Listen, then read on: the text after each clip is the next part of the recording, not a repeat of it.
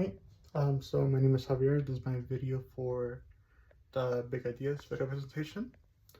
The overall theme of my video, or the two theories that I have chosen, are just developmental and like personality, and how we as people like grow up and like become ourselves essentially.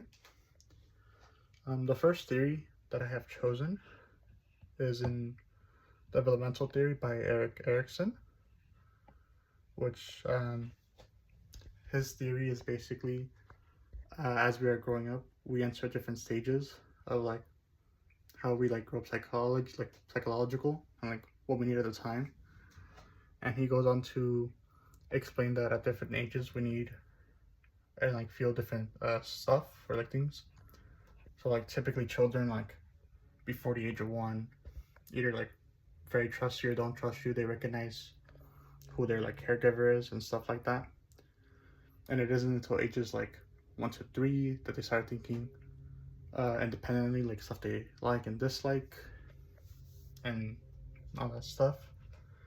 And it also isn't until later in childhood where you start being confident, comparing yourself to others, and everything in your childhood can like change how you view stuff, how confident, how shy you are, all that. And it isn't until you are like an older teenager, like young adult, where you start establishing really like your life, who you are, making your relationships, and like contributing to others. And then at the very end of life, 65 and plus, you start looking back on your life and you either think, oh, my life went well, or it didn't go so well. You start comparing again at the end. And I chose this theory from the developmental theories because I personally, I like knowing or like learning about, oh, this person is in this stage of life, like a child especially, because I want to grow up to be a teacher, to like better understand children. I'm like, oh, they think a little bit differently, so maybe I could, I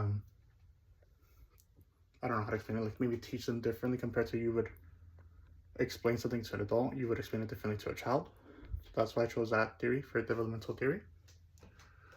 The second theory I chose was Raymond Cattell's, I think that's how you pronounce his name.